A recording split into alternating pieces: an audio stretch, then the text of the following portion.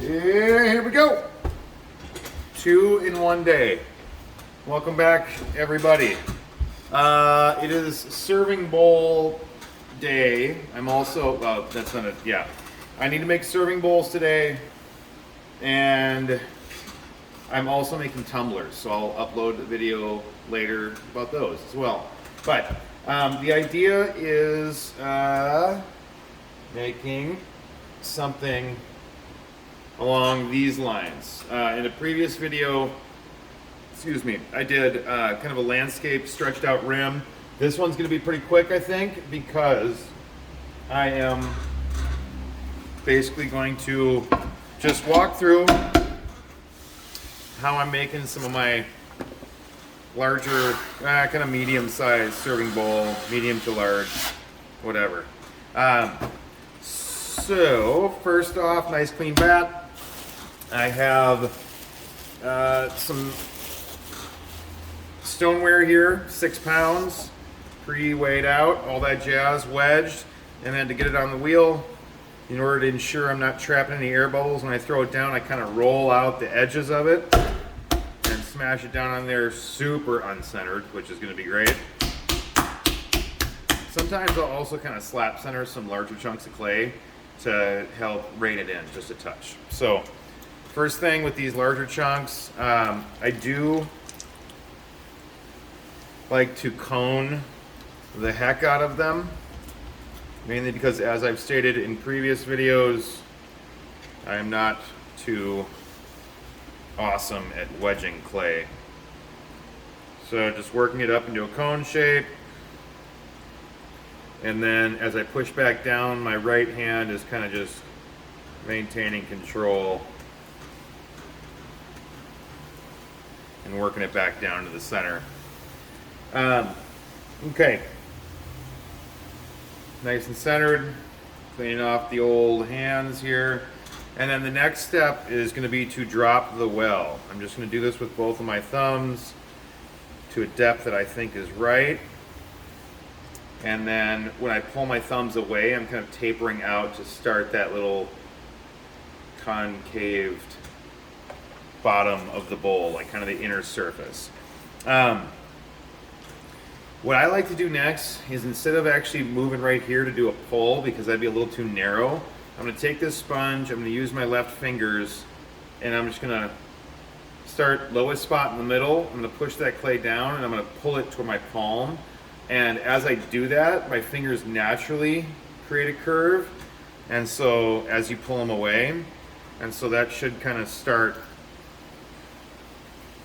the good shape, or kind of the right shape for the inside of a bowl, like that. Okay, the idea is that these are going to be about the width of the bat when they're wet like this, so they'll probably shrink down to being about a 10.5-inch wide in diameter pull. Okay, this first pull, I just want to move a fair amount of material, and I'm not stretching these out like I do with the wonky landscape ones. And so in order to do that, what I do, I mean, I could do it with my fingertips, but I kind of do it with a knuckle, and I'm going to use the sponge with this little kind of weird claw hand here.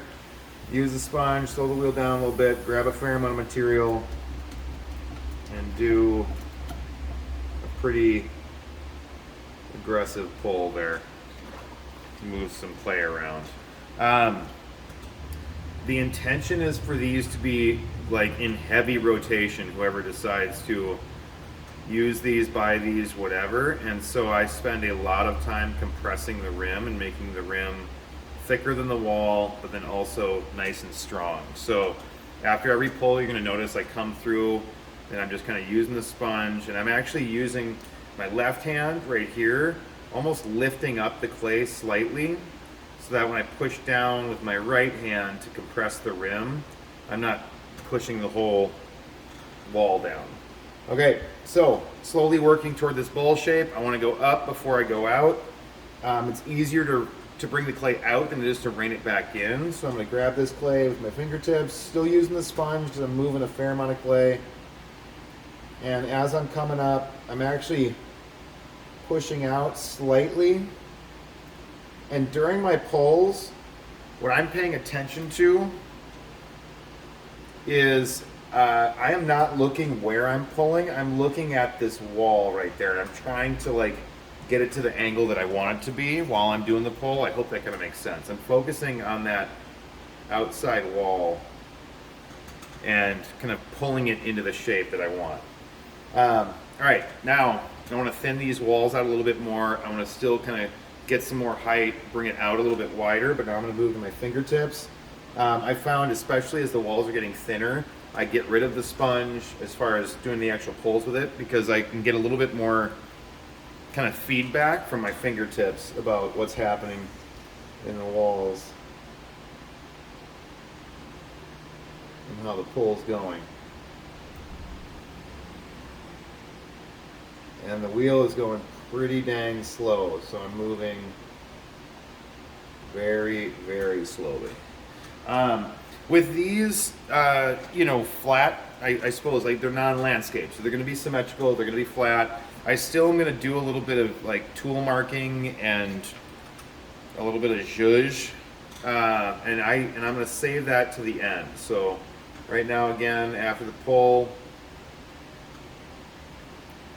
compressing the rim, and I'd say these walls at this point are about that thick, so maybe like a ½ inch or so, and the rim is slightly just shy of double that. So, okay, this is the point of making this piece where I'm going to start integrating or using these rib tools to splay the clay out and to work toward that bowl shape from the inside.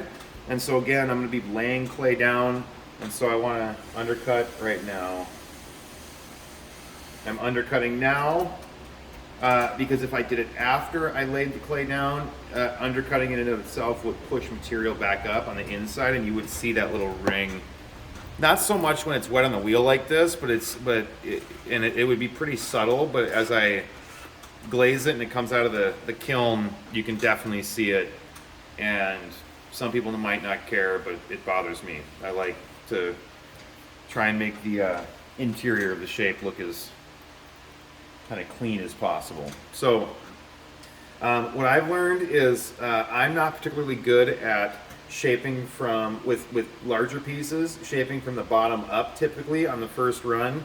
I'm actually going to start up here at the rim and support my inside hand, compress the clay between the rib tool, the edge, and my fingertips. I'm going to work my way down and then work my way back up. So I'm going to slow the wheel down pretty significantly. And then what I'm looking at is I'm not looking right here. I'm actually looking across to see the result of what I'm doing.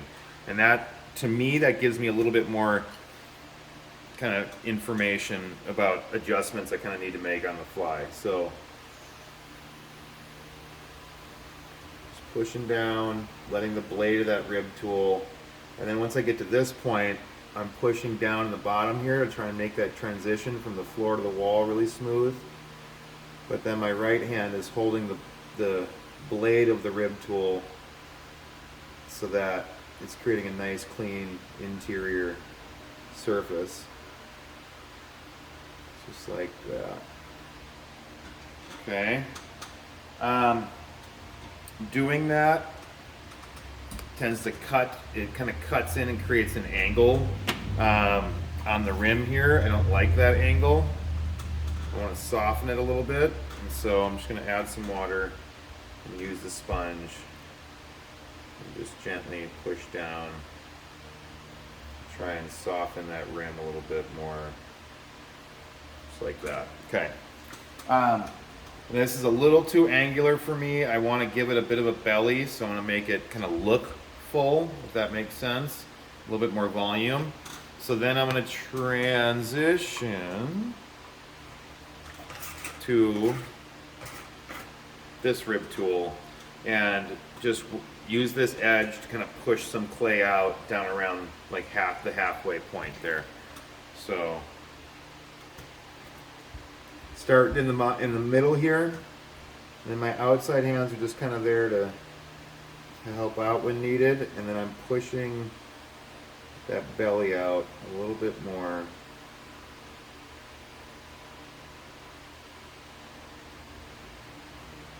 And then I'm actually, my right hand was kind of holding the outside of the bowl to keep it from splaying out, and kind of keep it controlled a little bit. All right, so that's the general shape I'm going for. And then now it's time to kind of zhuzh it up a little bit. So I'm not really going to do much to the outside other than take kind of the, okay, or catch the rib tool.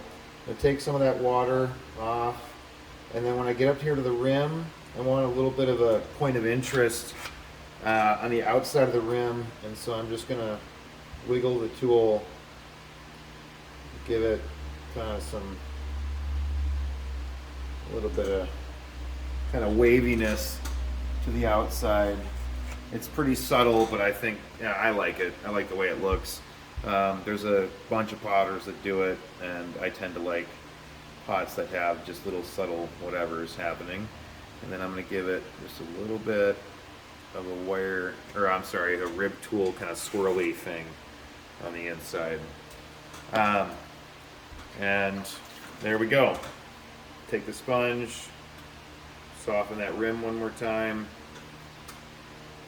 get into this super ergonomic position to take one last look at it, at the profile, and then